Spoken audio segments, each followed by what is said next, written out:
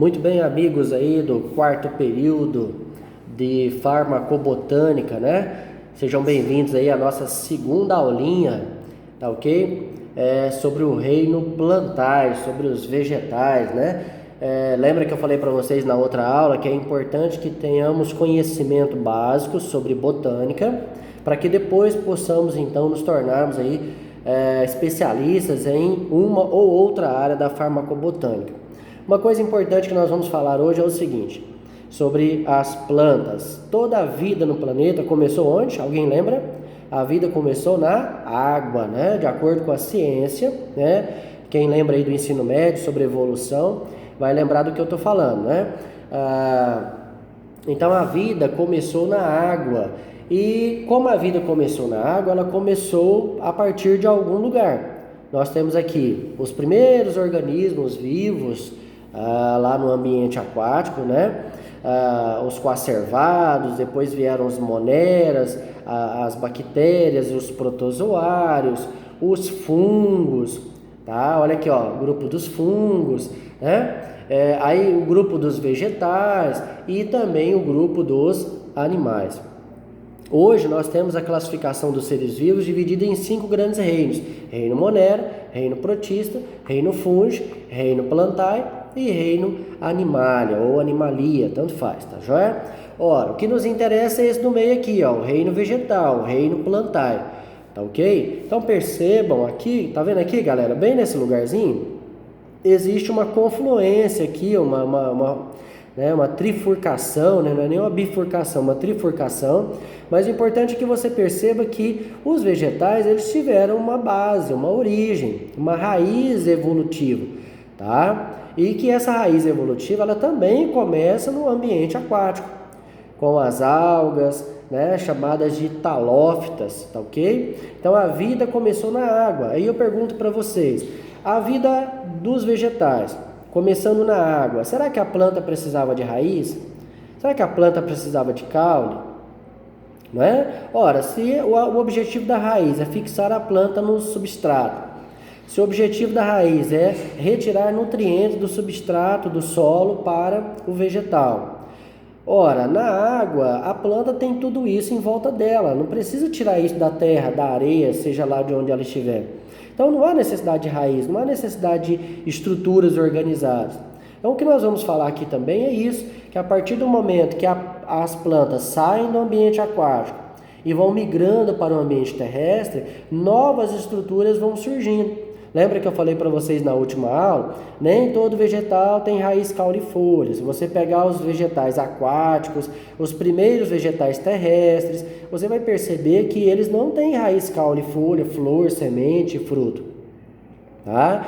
Então, os vegetais vão evoluindo, vão avançando o ambiente terrestre, e à medida que eles avançam o ambiente terrestre, vão necessitando de novas estruturas. É claro, é óbvio, por quê? Porque vai ter menos água, né, menos nutriente, então já precisa de mais folha para fotossíntese, já precisa de mais raiz para obter água, tá? Um sistema de transporte de nutrientes da raiz até as folhas, porque as plantas vão ficando cada vez maiores em busca da luz solar. Então tudo isso contribui, né, para o nosso entendimento no processo evolutivo. Então vamos lá? Muito bem. Olha lá, os reinos, né, os grandes reinos, são possuidores de características em comuns, foi o que eu falei para vocês, sempre tem uma origem comum, tá? Dentro do reino plantae, que é o que nos interessa hoje, nós temos 3 características importantes, não esqueçam disso, hein, pessoal? Eu sempre gosto de perguntar esse tipo de coisa. Quais são as características mais importantes dos vegetais? Eucarionte, quer dizer, tem células com o núcleo organizado, são pluricelulares, autotróficos, que quer dizer autotróficos? São fotossintetizantes, são capazes de fazer fotossíntese. Não faz fotossíntese, ou é unicelular, ou não é eucarionte, então não pertence ao reino plantae. Tem que ter todas essas características ao mesmo tempo, tá? Muito bem. Alguns vegetais, como eu falei para vocês, né, não têm estruturas, tecidos organizados. Né? Então, à medida que os vegetais avançam da água para a terra, eles vão tendo diferenciação celular em tecidos. Não é isso que é um tecido? É o conjunto de células que desempenham determinada função. Professor, mas tecido não é uma coisa que a gente estuda só lá no corpo humano? Não. Os vegetais também têm tecidos diferentes, camadas de células diferentes, com funções diferentes. Nós vamos ver tudo isso, principalmente no segundo bimestre com vocês, tá? Então eu tenho lá, ó, né, a evolução das plantas, começando com os musgos, que é aquele lodinho que fica no cantinho do muro, né? As samambaias, os coqueiros, tá? Que algumas gimnospermas, né? As mangueiras que representam as angiospermas, tudo isso a gente vai estar vendo aí aos poucos, tá joia? Muito bem. Ao longo da história evolutiva, os vegetais adquiriram adaptações, foi o que eu falei para vocês. Avançou o ambiente terrestre, adaptação, para buscar mais água e nutriente, raiz, mais fotossíntese, folha, galhos, altura, transporte e assim por diante, ok? Olha novamente aqui para vocês, ó. Nós vamos repetir várias vezes essa classificação porque ela é muito importante, tá? Então a vida começou lá no ambiente aquático, aí vieram as algas, aí vieram os musgos, ó, os musgos aqui, as pteridófitas, ó, briófitas, musgos, pteridófitas, samambaias, né? As gimnospermas, olha aqui, e as angiospermas, tá? Então tudo começou no ambiente aquático lá com as algas, tá joia? A passagem do meio aquático para o terrestre depende de uma adaptação estrutural para sobreviver, também já falei sobre isso, né? No meio terrestre, as adaptações são diversas. Eu vou falar sobre algumas delas, tá? Olha lá, mecanismo de absorção de água, raízes, né? Então, capacidade de absorção de muita água. Mecanismo de condução de água. Lembra lá, pessoal, do ensino médio, o xilema e o floema? São canais de condução que tem dentro da planta que levam os nutrientes das raízes, né, até as folhas. E por último, mecanismo de impermeabilização de superfície, ou seja, existem películas muito resistentes em volta da planta, tanto da raiz, quanto do caule, quanto das folhas, né? Então, à medida que a planta avança para o ambiente terrestre, vai ter mais sol, menos água, fungos, bactérias, então a planta vai estar susceptível a tudo isso. Então ela desenvolve mecanismos de impermeabilização de superfície. Para quê? Para que ela não seja atacada, né? Bombardeada aí pelas intempéries da natureza, tá? Outra coisa importante também, né? Eficiente mecanismo de trocas gasosas, né? Ingresso de gás carbônico. Então a planta ela desenvolveu através das folhas uma eficiente absorção de gás carbônico, que é o gás, o CO2, né, o dióxido de carbono, que é o gás que será fundamental na produção de glicose. Tá? Lembra lá da glicose? C6H12O6, né? Lembra lá daquele, o que é o C? Carbono. O que é o O? O oxigênio. Então, esse carbono e esse oxigênio, da onde que ele vem? Ele vem do gás carbônico, do CO2 da atmosfera. Olha só o quanto é importante isso. Então, para fazer glicose, para fazer fotossíntese, precisa do gás carbônico. Então, à medida que as plantas avançaram para o ambiente terrestre, elas vão desenvolvendo essa capacidade de absorver gás carbônico, principalmente através das folhas. E outro mecanismo importante, sustentação do corpo, né, através da produção de substâncias como lignina, né, dando o quê? Dando rigidez à estrutura do caule. A planta precisa crescer em direção ao sol e muitas das vezes elas são grandes, elas são compridas. Para que a planta não caia, não tombe com vento, chuva, o que a natureza fez? Ela criou um mecanismo de sustentação. Esses mecanismos de sustentação, na verdade, são tecidos, né? Tecidos aí cheios de substâncias químicas que dão firmeza, dão flexibilidade e sustentação ao mesmo tempo, a caule, né? Folhas, frutos e assim por diante, tá? Então vamos lá, vamos continuar. Possibilidade de reprodução é outra coisa importante também. Ora, se a planta agora ela saiu da água, na água ela faz tudo. A água faz tudo. A água leva as células masculinas para lá, para cá, a água leva as estruturas reprodutivas para lá e para cá. A água faz todo o papel. Agora, na terra não. Na terra eu preciso da água, eu preciso do vento, eu preciso dos polinizadores. Então, os mecanismos de reprodução eles vão também evoluindo ao longo do desenvolvimento das plantas no ambiente terrestre, tá? Então, as primeiras plantas, olha lá, a habitar a terra, que são as briófitas e pteridófitas, elas ainda dependem da água para reprodução, né? Isso aí é uma questão evolutiva, tá? Então, elas ainda dependem da água para reprodução sexuada, ou seja, o gameta masculino, para ir até o gameta feminino, precisa de água. Professor, a palavra gameta, reprodução sexuada, se aplica também aos vegetais? Claro, gente, claro que se aplica, né? São palavras universais, tá ok? Não se preocupem com isso, não. Então, aqui eu também vou ter o gameta masculino, só que eu não vou chamar de espermatozoide. Aqui também eu vou ter o gameta feminino, só que eu não vou chamar de óvulo, tá? Terão outros nomes. O importante para vocês aqui hoje é entender que as plantas evoluíram na Terra, né? Então, as primeiras plantas terrestres dependiam da água para levar o gameta masculino até o feminino. Mas à medida que as plantas vão avançando no ambiente terrestre, essa água ela deixou de ser abundante. Então, passou a ter a necessidade de outras coisas, como a flor, como a semente, como o fruto. Olha aqui, ó, falando de semente. Né? Olha aqui falando do fruto, ó. O embrião fica dentro de um meio desidratado, rico em alimento e envolvido, né, por um revestimento protetor. Está falando do fruto, certo? Então esse é um processo evolutivo à medida que as plantas vão avançando aí no ambiente terrestre com relação à reprodução. E aqui é uma visão geral para vocês sobre a classificação dos vegetais, tá? As talófitas, que são as algas, né? As criptógamas, plantas sem flores, briófitas e pteridófitas, e as fanerógamas, plantas com flores, são as gimnospermas e angiospermas. Briófitas, musgos e hepáticas, pteridófitas, samambaias e avencas, gimnospermas, os pinheiros de um modo geral, e as angiospermas, qualquer planta que produz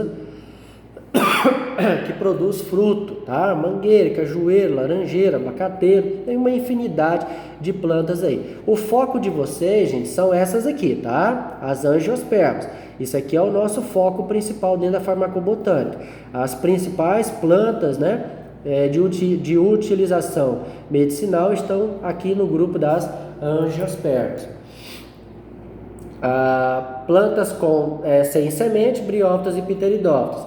Plantas com semente, gimnospermas e angiospermas, tá? Aqui vai falar detalhes sobre criptógamas e fanerógamas, que nós já falamos, tá? Briófitas e pteridófitas também, alguns detalhezinhos que nós já falamos, tá ok? Gimnospermas, que são os pinheiros, né? Também tem alguns detalhes aí que nós já comentamos, já falamos. E as angiospermas, que é o foco principal do nosso trabalho, né? Plantas que têm todas as estruturas vegetais, é uma planta completa, mais evoluída da natureza. Tem raiz, tem caule, tem folha, tem flor, tem semente, tem fruto, vasos condutores, né? O que são os vasos condutores? Olha só, vou voltar aqui um pouquinho. Aqui, ó, essas plantas aqui, ó, algas, briófitas, tá? Algas e briófitas, elas não têm vasos condutores, são chamadas de avasculares. O que quer dizer isso? Quer dizer que não conduzem água, minerais através de canais dentro do corpo delas. Os nutrientes são transportados de célula para célula. Daqui para baixo, ó, pteridófitas, gimnosperma e angiosperma, nós temos plantas vasculares ou traqueófitas. Pteridófitas, gimnospermas e angiospermas são plantas que têm vasos condutores, ou seja, da raiz até as folhas tem um canalzinho que leva nutrientes até as folhas, né? E tem também um canalzinho que traz o resultado da fotossíntese para que seja depositado na planta toda. Então nós estamos falando do xilema e do floema. Então daqui para cima não tem xilema e floema, daqui para baixo tem xilema e floema. Muito bem, então vamos lá, continuando, né? Aqui, com relação ao processo reprodutivo, só para curiosidade, as plantas, todas as plantas, têm dois tipos de reprodução. Uma reprodução sexuada e assexuada ao mesmo tempo. Nós chamamos isso de metagênese ou alternância de gerações. Uma fase da vida da planta é haploide, onde nós teremos os gametas, e uma fase da vida da planta é diploide, que nós chamamos de esporofítica. Então, haploide, a gametofítica, e diploide, a esporofítica. Nós dizemos que o ciclo é haplonte-diplonte ou haplodiplobionte. É meio doido isso aí, pessoal, mas não se preocupe não, tá? Não vou cobrar detalhes sobre isso de vocês nesse momento. É só para mostrar para vocês que todas as plantas têm esse mecanismo reprodutivo. Uma fase da vida haploide e uma fase da vida diploide. Uma fase da vida sexuada, que é a gametofítica, e uma fase da vida assexuada, que é a esporofítica. Bom, critérios, né, de classificação das plantas, nós já falamos. Os vasos condutores, que não aparecem nos primeiros grupos, mas aparecem nos últimos grupos, né, vegetais. Algumas plantas têm semente, outras não. Algumas plantas têm flores, outras não. São critérios de classificação. A cutícula está dentro daquele sistema de revestimento, né, que eu falei para vocês agora há pouco. Tá? Então, a cutícula são películas protetoras que ficam em volta da raiz, do caule, das folhas, para proteger as plantas contra perda de água, principalmente nas folhas, tá? Perda de água, que a gente chama de evaporação. Vasos condutores, olha lá que eu falei para vocês, ó. O xilema, que leva água e minerais, né, até as folhas, e o floema, que desce com a glicose. Então, o xilema sobe, floema desce. São os vasos condutores. Grão de pólen é outra coisa importante também, tá? Que só vai existir nas plantas superiores, gimnospermas e angiospermas. A palavra polinização vem daqui, do grão de pólen. Lembra daquele pozinho amarelinho que fica, né, nas flores? Pois é o pólen. O pólen é uma estrutura masculina. Ele é levado de uma flor masculina para uma flor feminina através da água, do vento, de pássaros, insetos, depende da planta, tá? Nós vamos falar muito de polinização, galera, lá também no segundo bimestre, quando eu entrar no grupo das angiospermas com mais detalhes. Então guardem esse slide aqui que nós vamos trabalhar muito lá, tá? Aqui é só um resumão para vocês, tá? Um resumão, né, dos vegetais que eu já falei, né? Mas é importante que a gente fixe bem, né, essas informações aí, tá? Então nós temos aí o grupo das briófitas, que são os grupos mais simples, né? Os musgos, olha lá, não tem grande estatura, são plantas bem pequenininhas, elas atingem aí 1 centímetro, 2 no máximo. Não tem flor, não tem fruto, não tem semente. Tá? São plantas muito parecidas com as algas, né, lá no ambiente aquático. As primeiras plantas do ambiente terrestre são os musgos. Muita gente chama de lodinho. Olha aí, ó, como é que é. Fica em cima do tronco das árvores, né, no cantinho do muro, quando na época da chuva. Essas são as famosas briófitas. Tá? Olha elas aí de novo, ó, tá vendo? Tudo isso verde aqui, ó, é briófita, ó. Ó, tá vendo? Esse verdinho, isso aqui não, isso aqui é samambaia, tá? O verdinho aqui atrás é a briófita. Na verdade não é uma briófita só. Aqui nessa pedra, por exemplo, tem milhares, né, de plantinhas. Tá? Traqueófita. Quem são as traqueófitas? São as plantas que têm vasos condutores. Olha ele mostrando aqui, tá vendo? Ó, a setinha para cima, setinha para baixo. Setinha para cima, xilema. Setinha para baixo, floema. Então, traqueófitas são plantas que têm vasos condutores, né? Olha lá. Aqui está falando a mesma coisa, né? Surgimento dos vasos condutores, é uma curiosidade, tá? Quais foram as primeiras plantas a ter vasos condutores? Isso aqui que é importante. Foram as pteridófitas, as samambaias, né? Então, é o primeiro grupo de planta com tecidos vegetais organizados. Raiz verdadeira, caule verdadeiro, folha verdadeira. Por quê? Porque são plantas que têm vasos condutores.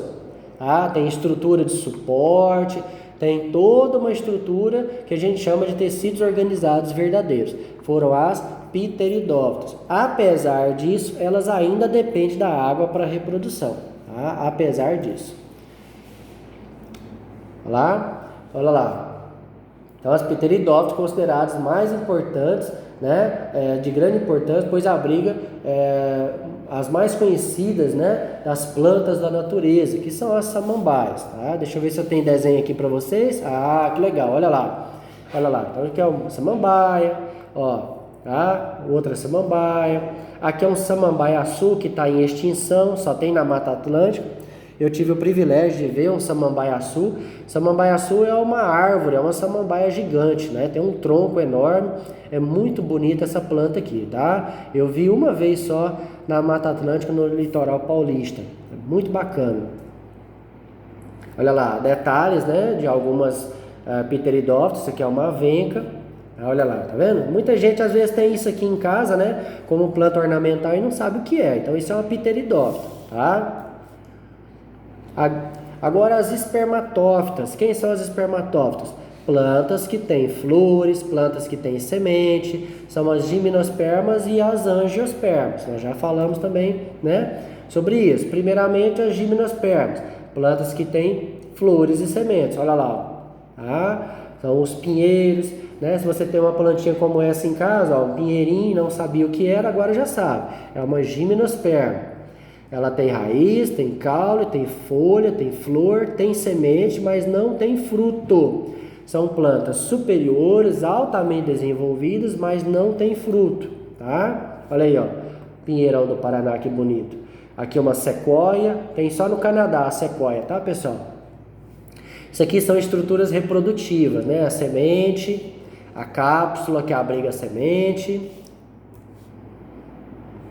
Ó, isso aqui também, né? Muita gente tem isso aqui na porta de casa e não sabe o que é. É uma cica, tá? É uma gimnosperma também. Ciprestes.